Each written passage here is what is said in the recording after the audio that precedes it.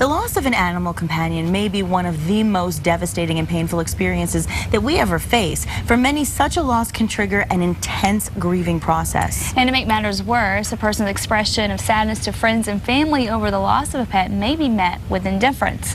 Pet grief counselor Beyke understands that pet owners need a safe and supportive place to grieve, as she joins us this morning. Good morning. Good morning. It's great to be here. Thanks for being with us. Well, what drew you personally to pet loss and bereavement counseling?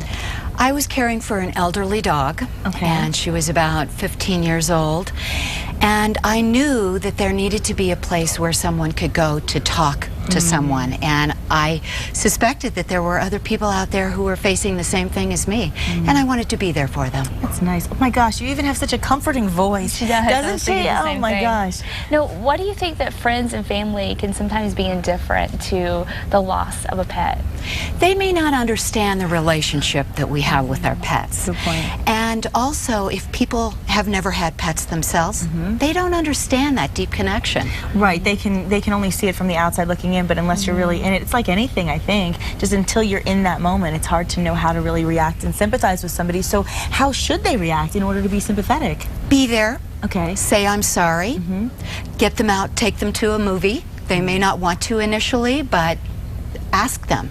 So getting out of the house is a really good idea. Getting out of the house. Also, just telling them that you will be there for them and listening. That's nice. So you're already giving some good advice for those of us to help out our friends or family who are going through this. What other services do you offer, or can you explain in detail more? Yes, I offer individual sessions, and I also offer groups. You know what I love about this is that I don't think a lot of people realize they probably would never think there's somebody that could be there for them. You know, you think about your other relationships and you think you'd need counseling. Why wouldn't this relationship be just as important in a moment of grief? So what would you say to clients who maybe feel odd about seeing a counselor because they're mourning the loss of a pet and they think, well, why would I go to a counselor for this? This is a loss, plain and simple. It is. So remind yourself of that, and that if you're feeling sad and you're grieving, you seek the help of a counselor. It's important. Well, and I know it's so tough for a lot of people. I mean, I think about my aunt and uncle. They have children. Their pets are their kids. They are their kids. Yeah. How do you get through this? How can someone move through the loss of an animal companion? Give yourself time. Be gentle on yourself. Seek the support of people who understand it. Friends, family. And just allow yourself time to grieve and know that you're going to cry. You're going to be sad for some time.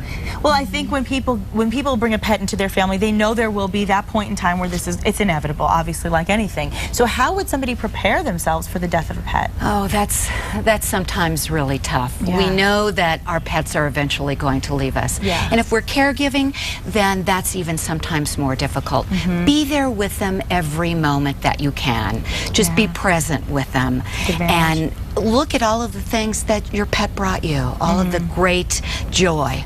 I just love listening to her talk. I do. Well, you're actually hosting a pet loss group at Animal Humane in New Mexico this Saturday. What are the details of that? Right, it's at 615 Virginia Southeast. That's their main campus. It's from 10 to 11, and people do need to contact me to register in advance.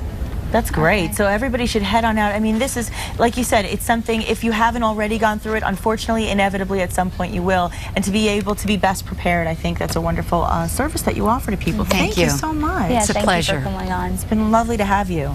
Well, there's more to come on New Mexico Style. Coming up after the break, Kenny Hatchett is day tripping to Madrid. Or is it Madrid?